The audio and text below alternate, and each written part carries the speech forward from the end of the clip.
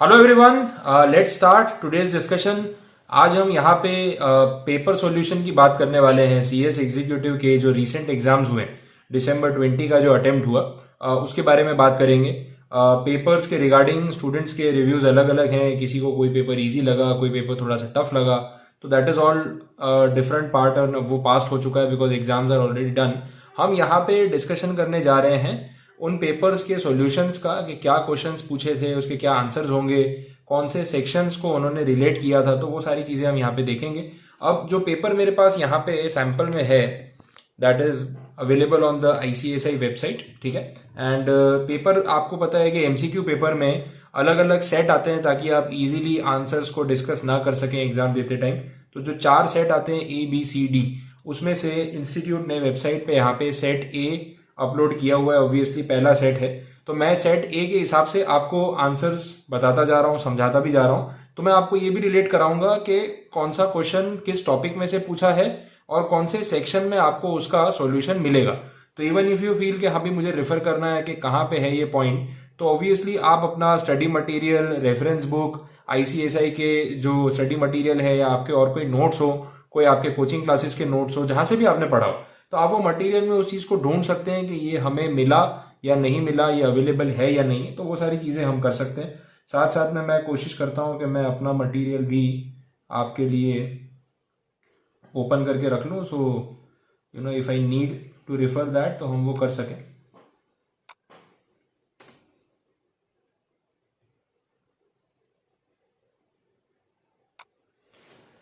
ठीक है,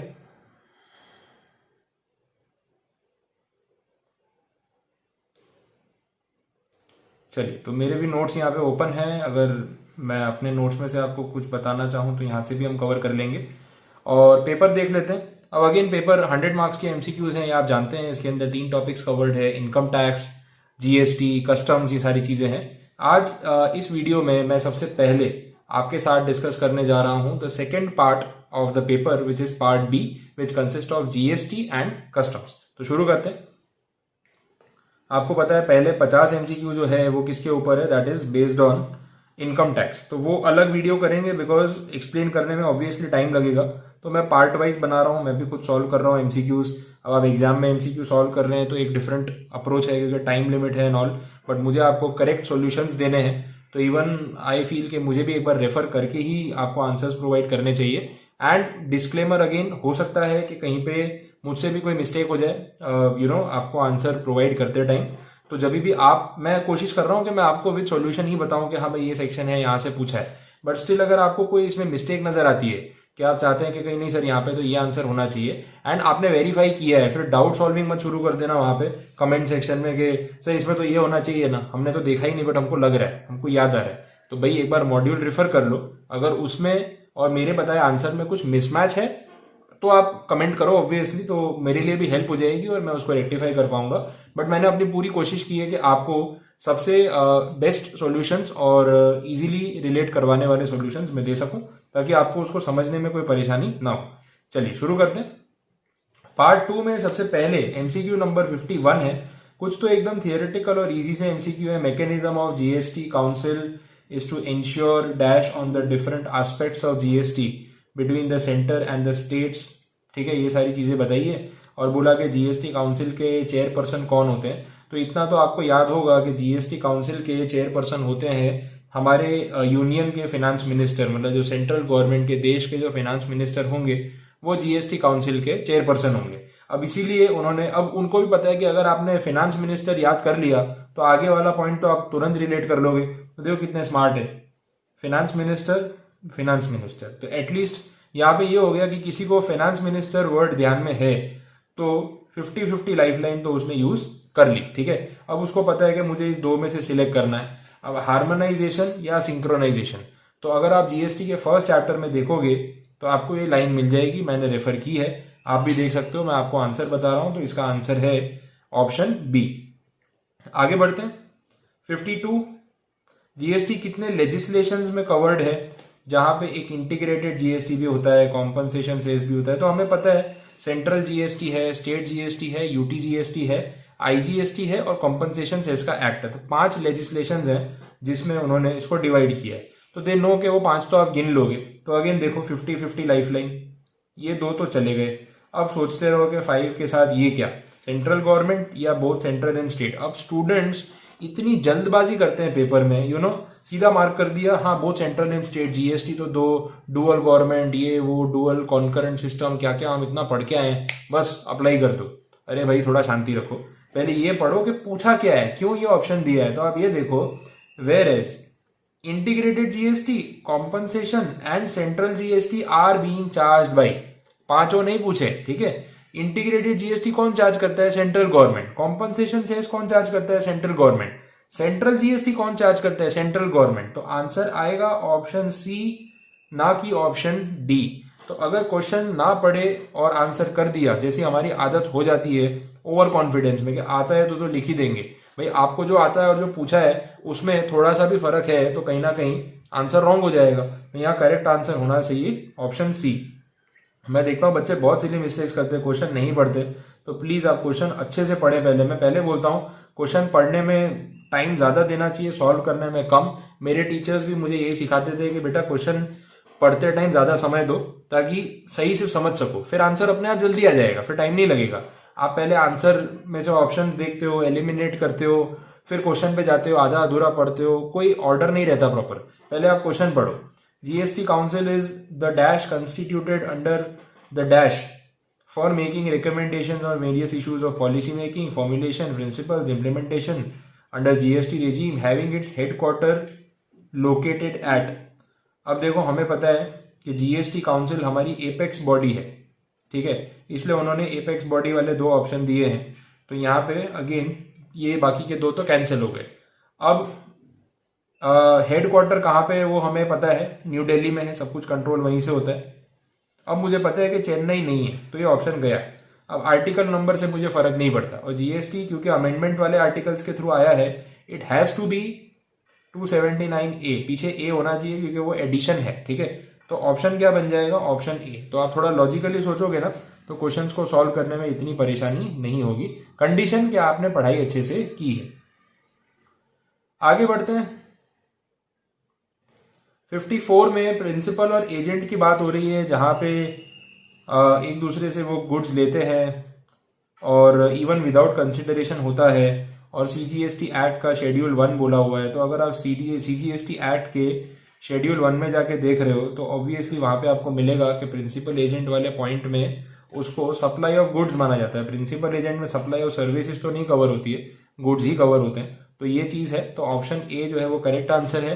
रेफरेंस चाहिए तो जीएसटी में आप सप्लाई वाला जो चैप्टर है उसमें सेक्शन 7 रिफर करो, उसमें शेड्यूल 1 रिफर करो, आपको डिटेल मिल जाएगी। तो मैंने आपको हिंट दे दिया कि कहां से ये चीज पूछिए। आगे बढ़ते हैं। 55 MCQ है, 2 or more taxable supplies of goods services both being supplied in conjunction with each other deliberately bundled, मतलब उनको जानबूझ के बंडल किया गया है। A single price is charged for the supply and none of the supplies within the package is identifiable as principal supply।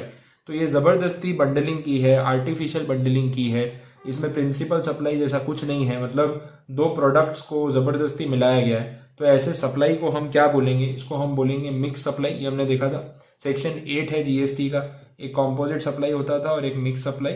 तो section 8 में आपको ये दोनों डेफिनेशंस मिल जाएंगी। The correct answer is mixed supply. Clear, आगे बढ़े। हाँ, 56 में डायरेक्ट क्वेश्चन है, शेड्यूल 3 पूछा है जीएसटी का। आप उसमें जाके देखोगे तो आपको मिल जाएगा कि भाई कौन कौन सी एक्टिविटीज ना सप्लाई ऑफ गुड्स में आती है ना सप्लाई ऑफ सर्विसेज में आती है। आपको वहां पे सिर्फ ये एक पॉइंट नहीं मिलेगा, बाकी के तीनों पॉइंट दे रखे हैं। तो the correct answer is 1, 2 and 3, that is option number A. Done, आगे बढ़े। हाँ, नेक्स्ट डेफिनेशन सेक्शन को यूज किया है। कॉम्पोजिट सप्लाई के केस में क्या होता है वो बोला हुआ है उन्होंने। तो हमें पता है कि उसमें जो प्रिंसिपल सप्लाई होता है उसके ऊपर जो टैक्स का रेट है वो पूरी वैल्यू पे लग जाता है। तो इसमें हाईएस्ट रेट वाला चक्कर नहीं है, वो मिक्स सप्लाई में होता है। तो यहाँ पे आपका आंसर आना चाहिए प्रिंसिपल सप्लाई, ठीक है, ऑप्शन बी। क्लियर, नेक्स्ट देखें। सेक्शन 58 एमसीक्यू 58 सेक्शन 10 की लिमिट है, देख लेते हैं क्या है इसमें। ठीक है, सेक्शन 10 की लिमिट दी है, कॉम्पोजिशन लेवी स्कीम है, आप जानते हैं। तो उसमें हमने देखा है कि कुछ स्टेट्स के लिए लिमिट 1.5 करोड़ है और वो स्पेशल कैटेगरी स्टेट्स के लिए लिमिट 75 लाख है। तो डायरेक्टली आंसर आपका हो जाएगा ऑप्शन डी। ये आपको सेक्शन 10 में कॉम्पोजिशन लेवी में मिल जाएगा, आप वहां से टैली कर सकते हैं। मैं हिंट दे रहा हूँ कहाँ कहाँ पे आपको कौन सा एमसीक्यू मिलेगा। इसके बाद 59, ठीक है, 59 में कॉम्बो पैक की बात की है। कॉस्मेटिक प्रोडक्ट्स हैं और इसके अंदर हेयर ड्रायर है, टूथपेस्ट है, कोम है, ये सब चीज़ें दे रखी है। अब हेयर ड्रायर, टूथपेस्ट, कोम कॉस्मेटिक प्रोडक्ट्स हैं तो इनको हम कॉम्पोजिट सप्लाई मान सकते हैं, कॉम्बो पैक है। सबके ऊपर अलग अलग रेट्स हैं, किसी पे 28, किसी पे 12, किसी पे 5 ऐसे दे रखा है। टोटल कॉम्बो प्राइस रखी है 2400 रुपये और बता रहे हैं कि उस हिसाब से आपको इसके ऊपर जीएसटी कैलकुलेट करना है। तो देख लेते हैं कुछ प्रिंसिपल सप्लाई जैसा बोला है क्या।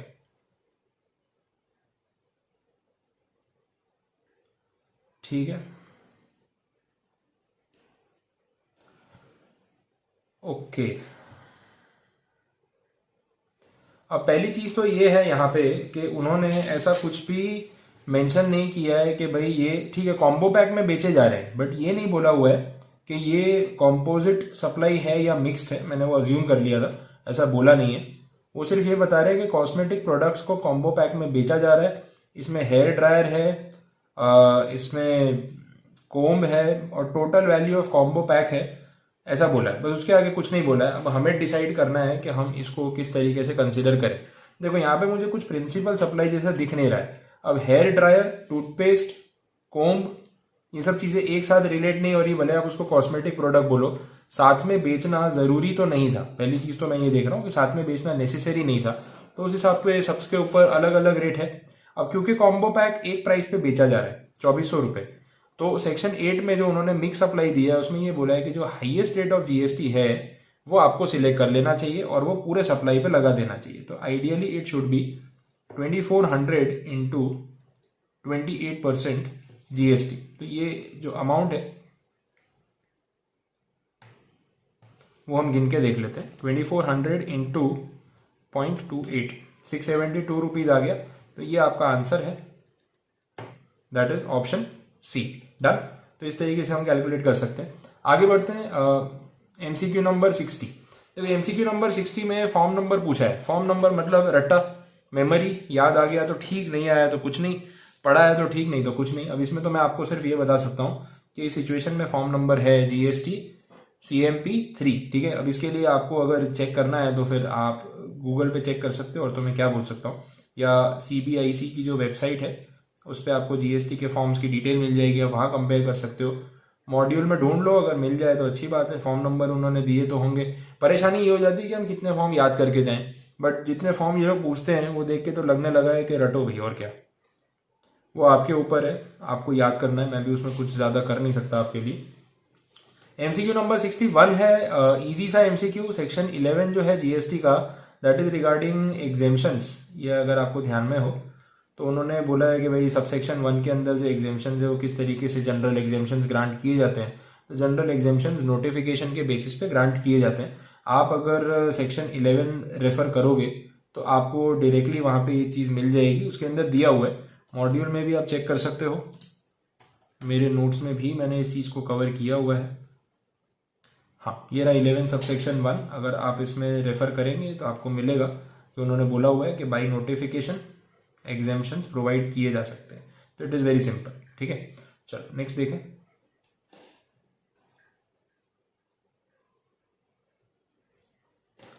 हाँ, अगला point MCQ number 62। Liability depends on the mechanism the transaction aligns to the supplier who is not registered, neither issues tax invoice nor collects GST। मतलब ना रजिस्टर्ड है, ना टैक्स इनवॉइस इशू करता है, और ना ही उसको जीएसटी कलेक्ट करने की जरूरत है।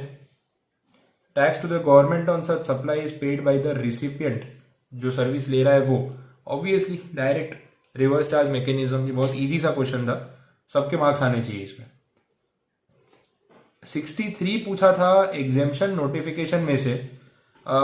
थोड़ा सा डिफिकल्ट हो सकता था क्योंकि फाइनल के सिलेबस में एग्जेम्पशन नोटिफिकेशन डिटेल में पढ़ते हैं, एग्जीक्यूटिव में उतना कवर करना डिफिकल्ट हो जाता है। कितनी बार किया हो किसी ने तो अच्छी बात है, तो वहां पे थोड़ा मटेरियल ज़्यादा है। आंसर मैं आपको डायरेक्टली बता सकता हूँ, दैट इज सी।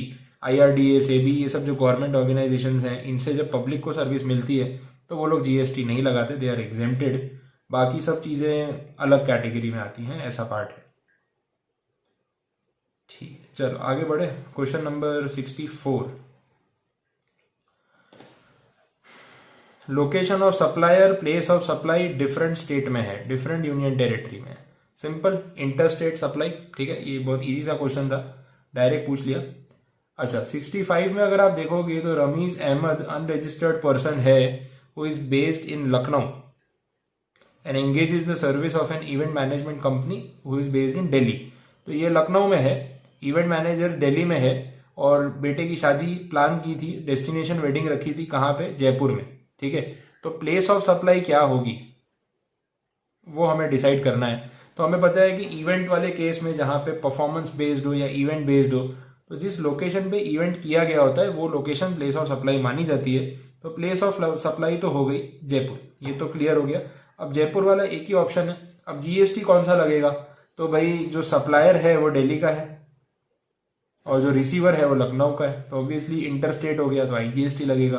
तो ये जज करना इतना डिफिकल्ट नहीं था, ये आप ध्यान रखना, इजी क्वेश्चन था ये। MCQ नंबर 66 पे चलते हैं। The place of supply in case of passenger transportation service. IGST में सेक्शन 12 में अगर आप जाके देखेंगे तो ये डिटेल्स मिल जाएंगी कि जहां पे हम एक रजिस्टर्ड पर्सन को ये सर्विसेज प्रोवाइड कर रहे हैं। अच्छा, रजिस्टर्ड पर्सन है, देखो रजिस्टर्ड में और अनरजिस्टर्ड में फर्क होता है, मैं आपको रिलेट करा देता हूँ एक बार मेरे मटेरियल से भी।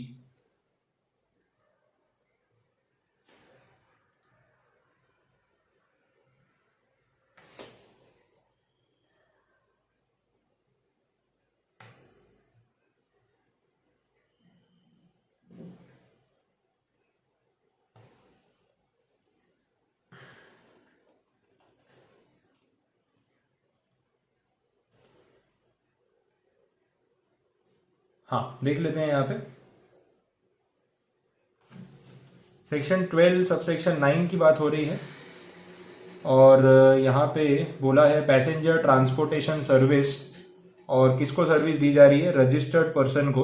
तो उसमें बोला गया है लोकेशन ऑफ सच पर्सन, और अगर अनरजिस्टर्ड होता तो embarks the conveyance for a continuous journey.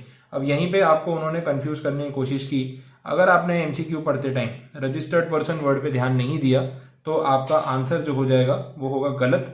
सही आंसर आएगा location of such registered person.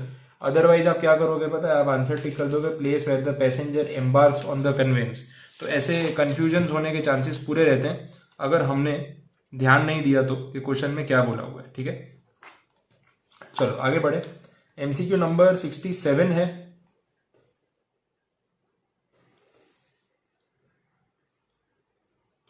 ठीक है, यहाँ पे उन्होंने डिटेल दे रखी है, मैं आपको एक्सप्लेन कर देता हूँ क्या क्या है।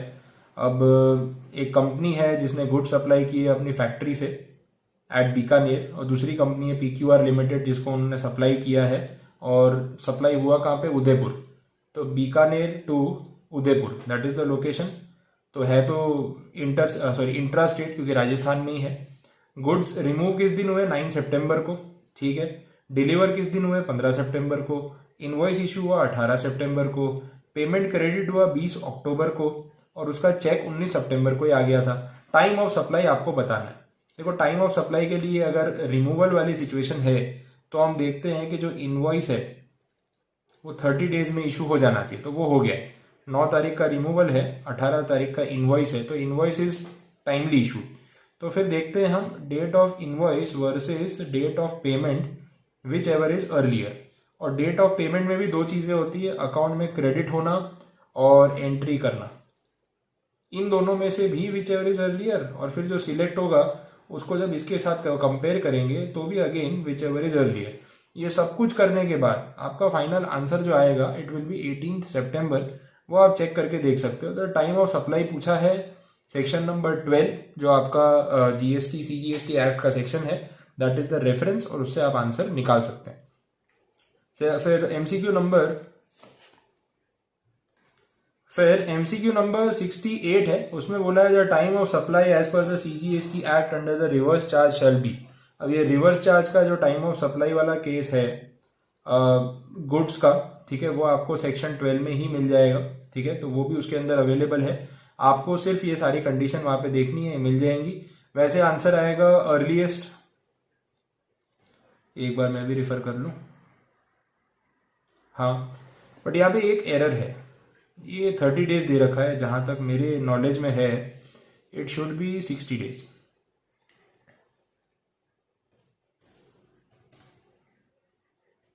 स्टिल एक बार वेरीफाई कर लेते हैं।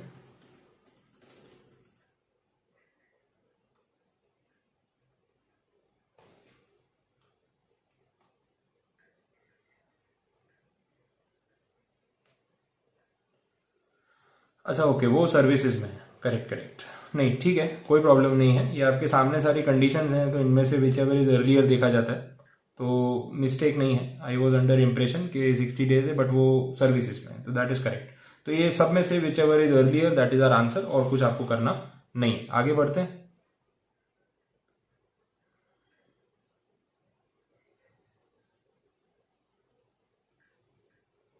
एमसीक्यू नंबर 69 है, इसमें बोला है एडवांस रिसीव हुआ था 75,000 रुपीज 25 अगस्त को, सर्विसेज रेंडर की गई है 12 सितंबर को, और टोटल वैल्यू है 3 लाख। तो 3 लाख में से 75 तो यहाँ पे मिल गया, बाकी का 2,25,000 जो है वो 18 सितंबर को मिला। मतलब सर्विस जो है, देख लेते हैं,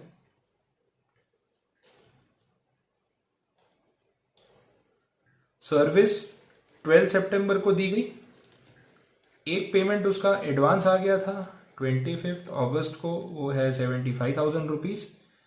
दूसरा पेमेंट आया था 18 सितंबर को, वो है 2,25,000 रुपीज। तो ऐसे करके टोटल अमाउंट जो है वो 3 लाख रुपए का हो गया। डन। अब 25 अगस्त एक ट्रांजैक्शन, ये डेट ऑफ सर्विस और ये बाकी का पेमेंट।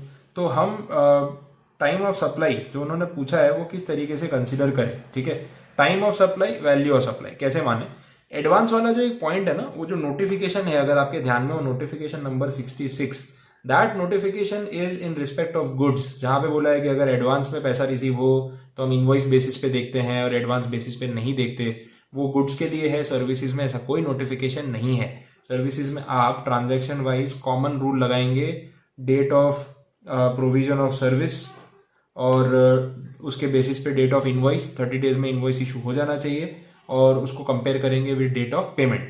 अब यहाँ पे सर्विस 12 सितंबर को प्रोवाइड की है, 12 सितंबर को ही इनवॉइस इशू कर दिया गया है, तो इनवॉइस और पेमेंट दोनों में से विच एवर इज अर्लियर, ठीक है, ये चीज क्लियर है। तो हमें ये समझना है कि हम डायरेक्टली कंपेयर करें एंट्री टू एंट्री। पहला केस हम कंपेयर करेंगे 25 अगस्त, जो डेट ऑफ पेमेंट है, और डेट ऑफ इनवॉइस 12 सितंबर। तो दोनों में से विच एवर इज अर्लियर कौन सा होगा, 25 अगस्त, और अमाउंट कितना 75,000, वो चीज मुझे यहाँ पे दिख रही है।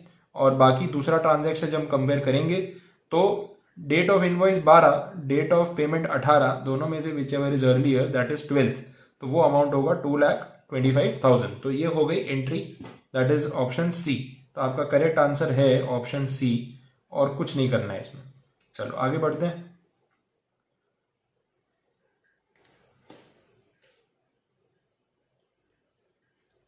एमसीक्यू नंबर 70 है, ये अगेन ठीक है, राउंड करने की जरूरत नहीं। वाउचर वाला केस है, अगर आपके ध्यान में आ रहा हो, गिफ्ट वाउचर वाला केस है। तो इसमें अगर ये भी मैं बता देता हूँ, चलो आपको नोट्स में एक बार कंटेंट कंपेयर करवा देता हूँ।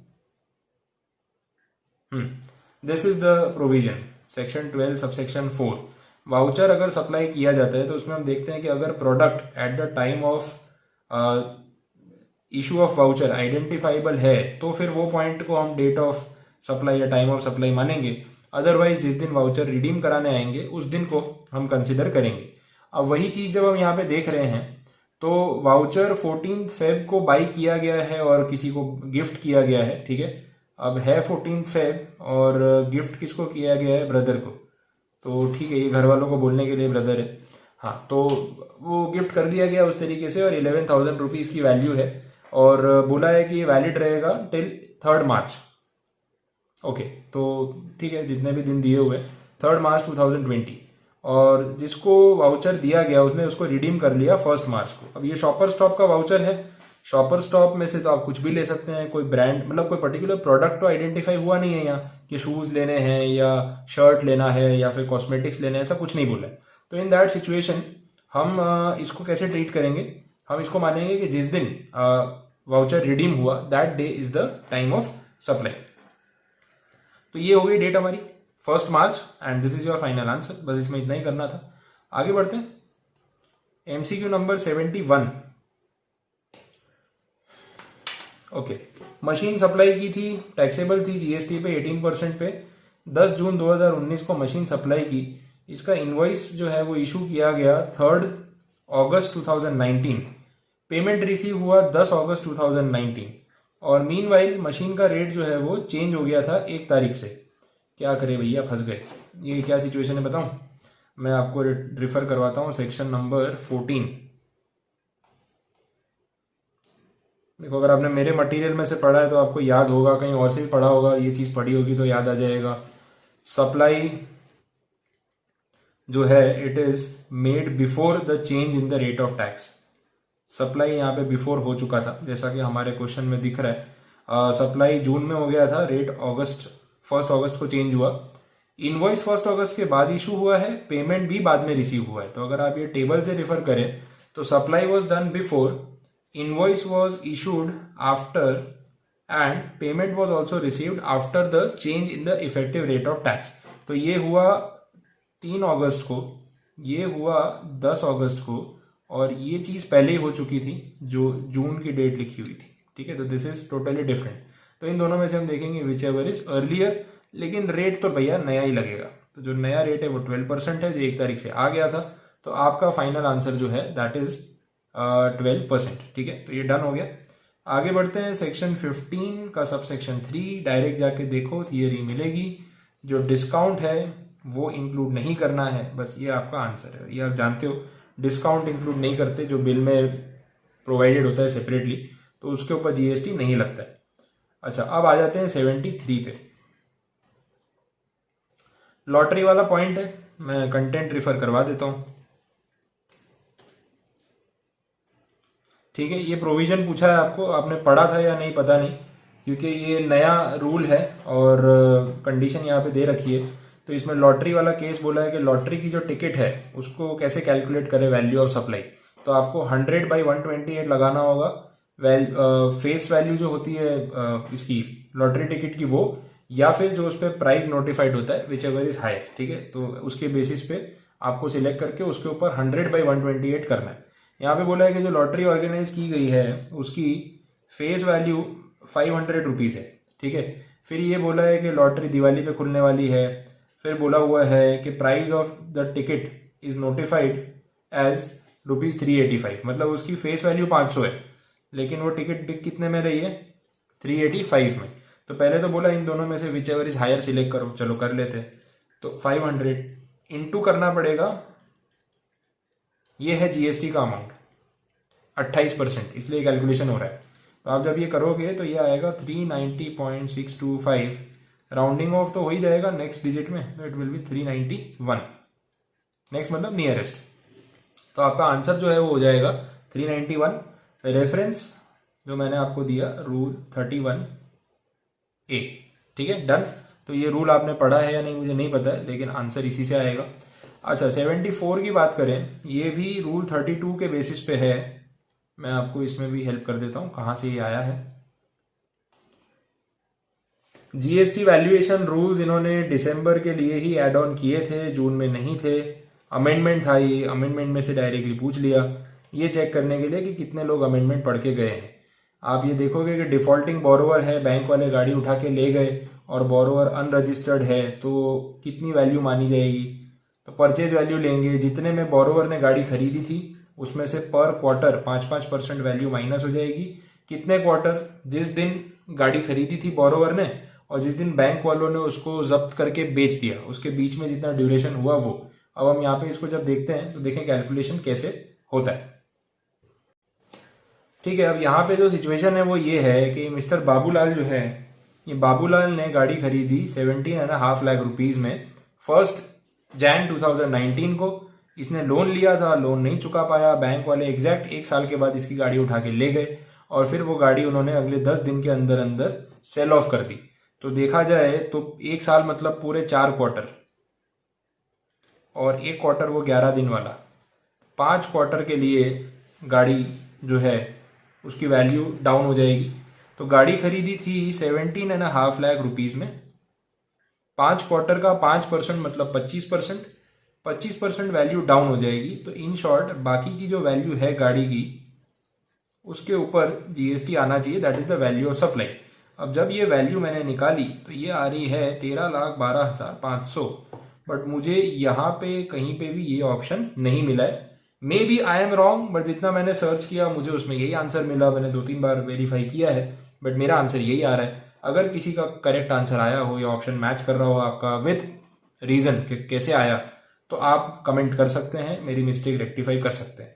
तो यहाँ पे मुझे लगा, but I am sure, quite sure कि मेरा आंसर गलत नहीं है, क्योंकि मैंने सीबीआईसी की वेबसाइट पे भी प्रोविजन देखा, उसमें भी यही लिखा है। जो लिखा है उस हिसाब से मैं इंटरप्रेट कर रहा हूँ, तो यही आंसर आ रहा है। मे बी मेरा इंटरप्रिटेशन कहीं एक पॉइंट पे कुछ प्लस माइनस हुआ हो, and because of that answer में मिस्टेक आई हो। आप मुझे वो प्लीज रेक्टिफाई करवा दें अगर आपका आंसर करेक्ट आ रहा है तो। चलो 75 देख लेते हैं। 75 में जो डिटेल्स दे रखी है उसमें उन्होंने बताया कि इनवॉइस में 3.5 लाख रुपए की इनवॉइसिंग की है, ये अमाउंट लिया हुआ है, प्लस बोले इसके ऊपर लोकल टैक्सेस लगे हैं। तो लोकल टैक्सेस के ऊपर तो जीएसटी लगता है, तो ये इसमें ऐड हो जाने चाहिए, मैं कर देता हूँ। जीएसटी कितना लगा है वो तो ऐड करेंगे नहीं हम। पैकिंग चार्जेस बोले 5,000 लगे हैं, बट इंक्लूड नहीं है, तो क्यों इंक्लूड नहीं है, कर दो। अच्छा, एनजीओ से इनको सब्सिडी मिली थी, वो माइनस कर दी, जबकि एनजीओ की सब्सिडी नहीं चलती है, सिर्फ गवर्नमेंट सब्सिडी चलती है। तो ये एड बैक होनी चाहिए। इतना जब आप करेंगे तो ये अमाउंट आएगा। अच्छा, 2% डिस्काउंट कैलकुलेट करना है इस अमाउंट पे जो इनवॉइस में दिख रहा था, ये वाला अमाउंट, ठीक है। तो 2% होता है 7,000, तो ये तो हम लेस कर ही सकते हैं। बाकी का अमाउंट बचा 4,03,000, इसके ऊपर जो जीएसटी है वो आना चाहिए, या इंक्लूसिव हो या अलग से लग जाए, जो भी है। तो जो वैल्यू ऑफ सप्लाई पूछी है it is 4,03,000, that is your answer for MCQ 75। आगे बढ़ते हैं।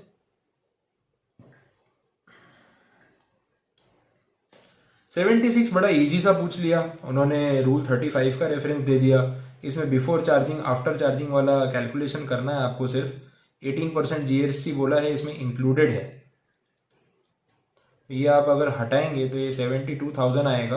तो जो बाकी का अमाउंट है इसके अंदर वैल्यू ऑफ सप्लाई वो कितनी होगी, 4 लाख रुपए, डायरेक्ट आंसर। तो ये तो एकदम इजी क्वेश्चन पूछा था। 77 की बात करें, इनपुट टैक्स क्रेडिट सेक्शन 16 की बात हो रही है। बोला आपको कुछ कंडीशन फुलफिल करनी पड़ती है तब जाके आपको जीएसटी का क्रेडिट मिलता है। इसके लिए आप अगर सेक्शन देखना चाहते हो मैं बता देता हूँ।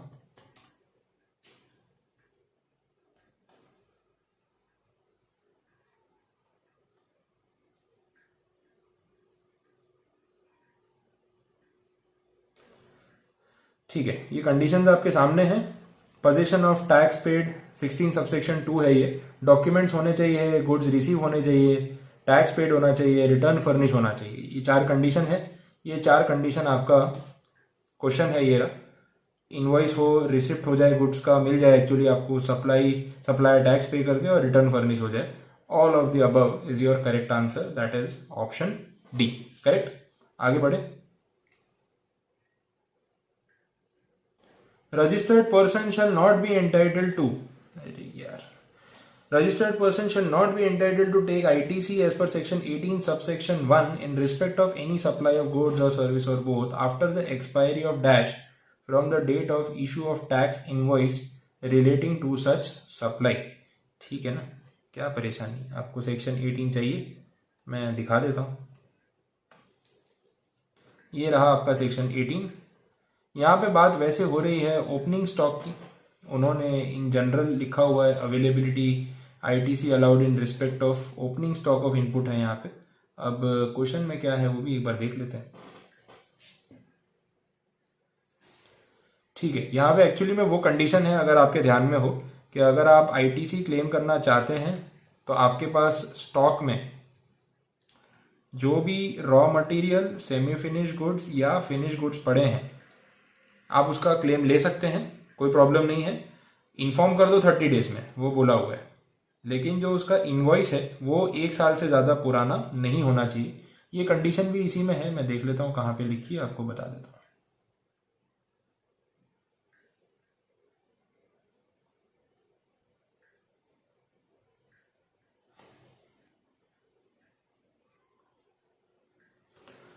Actually this is 18 subsection 2। Question में 1 लिखा है बट ये सबसेक्शन 2 है, ठीक है। तो ये ड्राफ्टिंग एरर है थोड़ा सा। फिर हाँ, आईटीसी, अच्छा ठीक है, आईटीसी 18 सबसेक्शन 1 के हिसाब से लेना है बट कंडीशन 2 में लिखी है, तो जो पूछ रहे हैं ड्यूरेशन वो 2 में है, 1 में नहीं। चलो नेक्स्ट 79। ये चेतन प्रसाद ने मशीन खरीदी 2.5 लाख रुपए की, इस पे 18% जीएसटी है। 25 इंटू 18 गिन लेते हैं।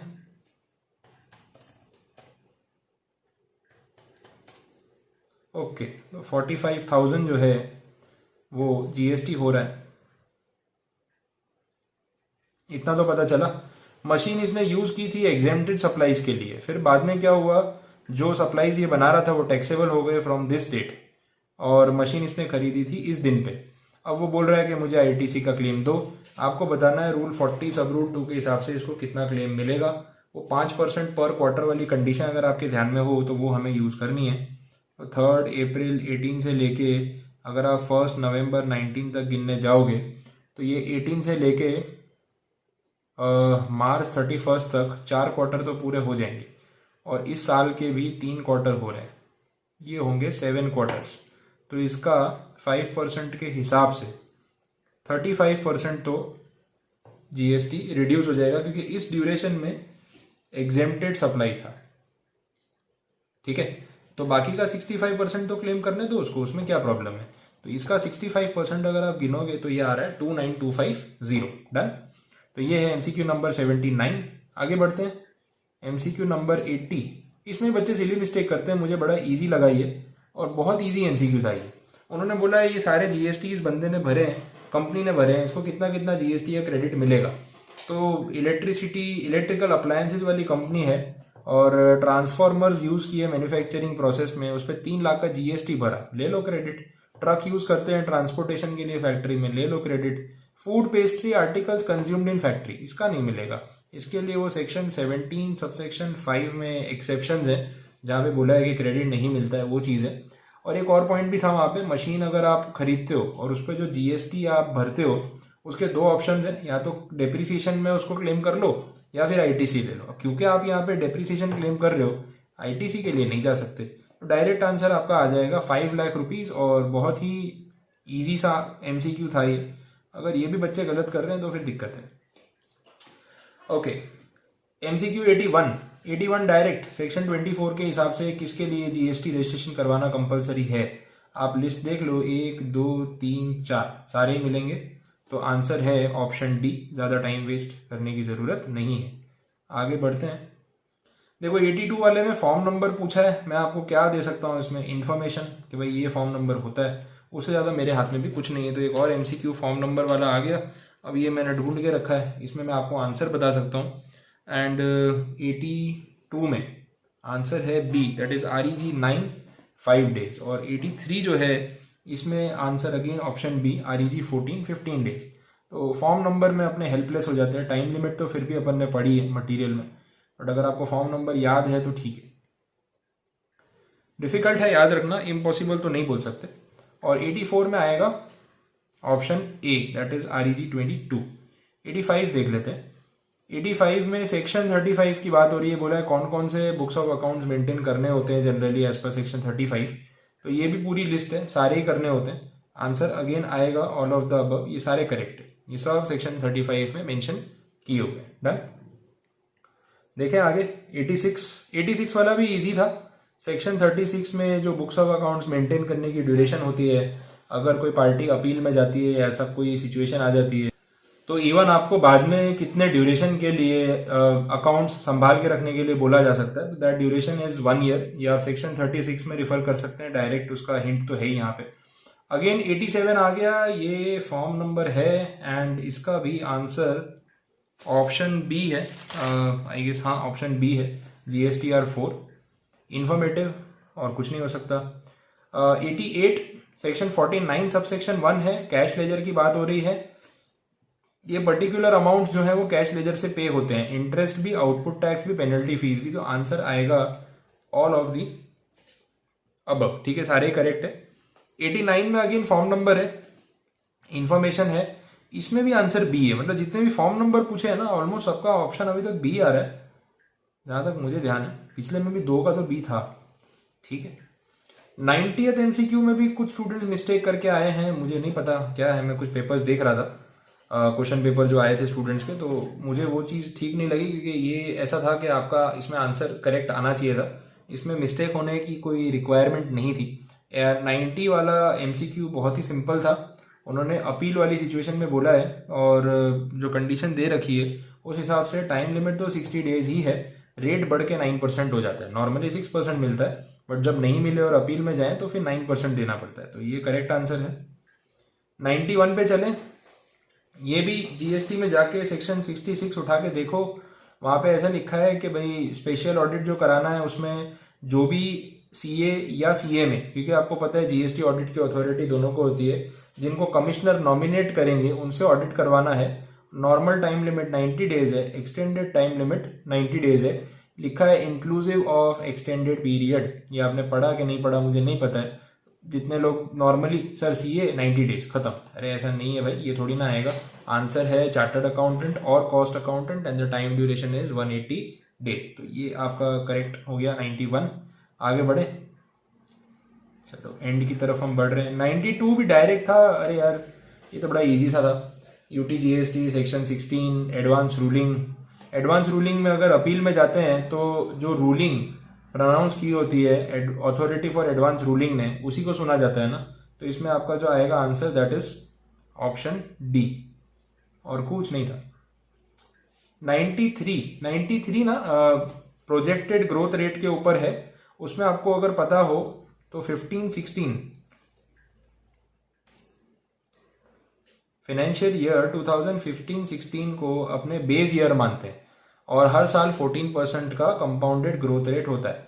तो ये 16-17, 17-18, 18-19 और आपको पूछा है 19-20। तो ये 1 2 3 4, अब यहाँ पे आओगे तो ये हो जाएगा आपका correct answer, that is 100 into 1 plus 14/100 whole raise to 4। ये 4 साल इसीलिए क्योंकि ये बेस ईयर है 15-16, तो यहाँ से गिनना है आपको, बस इतना ही पूछा था। 94 पे जाएं, ये तो बड़ा इजी क्वेश्चन था। बोले CIF वैल्यू कैसे निकालते हैं, FOB plus cost of freight plus insurance. तो आंसर हो गया ऑप्शन बी, बेसिक सा क्वेश्चन एकदम। 95 में उन्होंने गिनवाया आपसे कि भाई रूल 10 के हिसाब से CIF कैलकुलेट करो, मुझे बड़ा इजी लगा। FOB तो आपको पूरा लेना ही है 6,35,000। एयर फ्रेट में आपको ध्यान रखना है कि क्योंकि एयर फ्रेट है, एक 20% की मैक्सिमम लिमिट थी, वो लिमिट लगाते हैं तो आंसर आता है 1,27,000। इंश्योरेंस में ऐसी कोई लिमिट नहीं है, एक्चुअल अमाउंट ले लो। ये सब कुछ ऐड करके आंसर बनता है 7,65,000। ये रॉन्ग करने वाला क्वेश्चन नहीं था। 96 में अब एक पॉइंट में थोड़ी सी गड़बड़ है इसमें।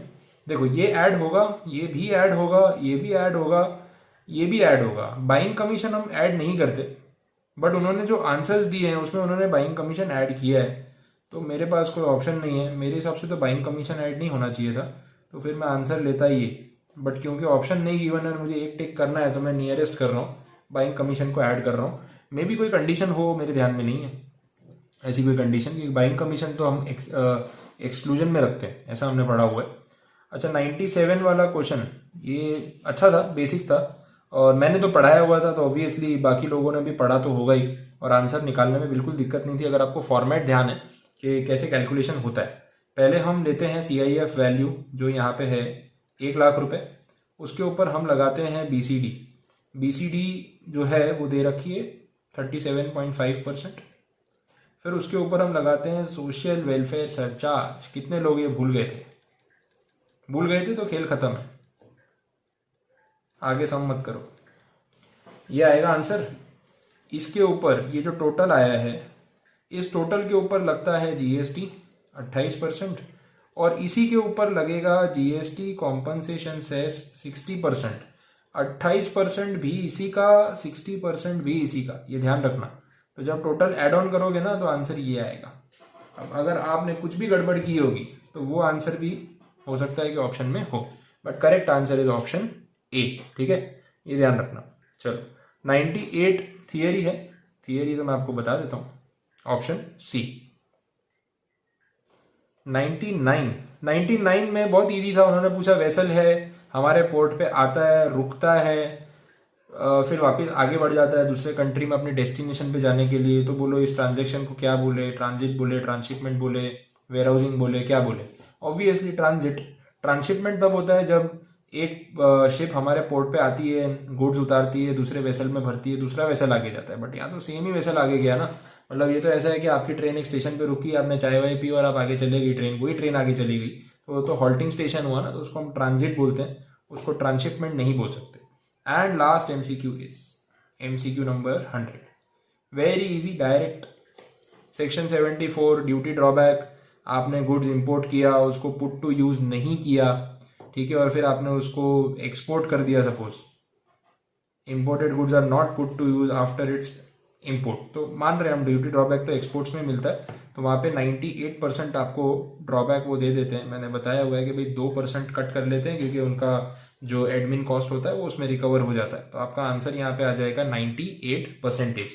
सो इसके साथ हमारा एमसीक्यू नंबर 100 कवर हो चुका है, ठीक है, और मैंने आपको पूरा पार्ट भी समझा दिया है।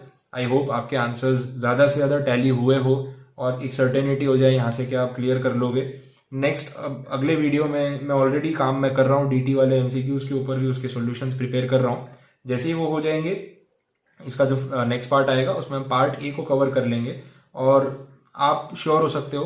देखो ये चीज़ आपको डिप्रेस करने के लिए नहीं है कि यार आंसर्स पता चल गए, हम फेल हो गए, ये वो, बट यू नो अगर आपका बाई चांस क्लियर नहीं हो रहा है और यहाँ पे 40 मार्क्स नहीं बन रहे हैं, क्योंकि नेगेटिव भी होता है तो आप गिन सकते हैं, अगर आपके 40 मार्क्स नहीं बन रहे हैं तो आपको अभी से पता चल जाएगा कि भाई ग्रुप 1 में तो दिक्कत आ रही है, और हम वेट करें उससे बेटर है हम प्रिपरेशन स्टार्ट कर दें, और एटलीस्ट इस पेपर की प्रिपरेशन स्टार्ट कर दें और वेट ना करें, और बाकी सब्जेक्ट्स भी ग्रुप 1 के तो हम शुरू कर ही दें, बिकॉज आपको पता है कि एक पेपर में दिक्कत आ गई, 39 आ गए, 38 आ गए, मतलब 40 से कम आ गए, तो बाकी पूरा ग्रुप भी आपका कहीं ना कहीं प्रॉब्लम में आ सकता है। तो why to waste the coming 1 month minimum, तो एटलीस्ट आप 25 फेब से पहले, अभी तो बहुत दिन है, तो आप टाइम यूटिलाइज कर सकते हो। That is the only intention. Be practical, it is okay. आपका एग्जाम अगर नहीं भी क्लियर हुआ है या पेपर नहीं बना है तो ऐसा कोई पहाड़ नहीं टूट पड़ा, it is just another exam. But हाँ, हमें इसकी हैबिट नहीं डाल लेनी है, हमें इससे कुछ लेसन लेने होंगे कि कैसे इसको आगे इंप्रूव करें कि नेक्स्ट टाइम ये चीज रिपीट ना हो और हम अच्छे मार्क्स स्कोर कर सके, बेटर स्कोर कर सके और क्लियर हो जाए। तो इसके लिए आपको ये पेपर का सॉल्यूशन जो है वो हेल्प करेगा to realise the reality and accept the fact and plan accordingly. And हाँ, अगर आपके 40 से ज़्यादा मार्क्स बन जाते हैं, अच्छे मार्क्स बन जाते हैं, तो बहुत अच्छी बात है। मैं भी यही प्रे करूंगा कि बन जाए, बट नहीं बन रहे हैं तो क्या, तो उसके लिए जो आपको करना चाहिए वो मैंने बता दिया कि तैयारी अभी से शुरू कर दो। जब पता ही है कि नहीं बने हैं मार्क्स तो रिजल्ट का वेट क्यों करना है, टाइम क्यों वेस्ट करना है, टाइम यूटिलाइज करो। वो जो शौक मनाना है 1-2 दिन मना लेना, कोई बात नहीं, फिर पढ़ाई स्टार्ट कर देना, लेकिन स्टार्ट कर देना, ठीक है। तो टाइम वेस्ट करने की जरूरत नहीं है। होपफुली ऐसी सिचुएशन ना आए। Wish you all the very best, and next part हम अगले वीडियो में कवर अप करेंगे। तो आपकी कोई क्वेरी हो, सजेशंस हो, कुछ भी हो, तो आप फ्रीली कमेंट करें। कुछ मिस्टेक्स हो, जैसे मैंने आपको बोला, इट इज ह्यूमन एरर, हो सकता है, तो आप विद मुझे प्रूफ एक बार मेंशन कर दे कि ये सेक्शन में पॉइंट दिया, आप रिफर कर लो, मैं भी रिफर कर लूंगा, एंड नेक्स्ट पार्ट में मैं रेक्टिफाई करा दूंगा, या कमेंट बॉक्स में मैं खुद रेक्टिफिकेशन लिख दूंगा आपके कहने पे। That will be a very good thing, या मैं उसको पिन कर दूंगा। तो इतना आप कर सकते हैं, ठीक है। Thank you so much.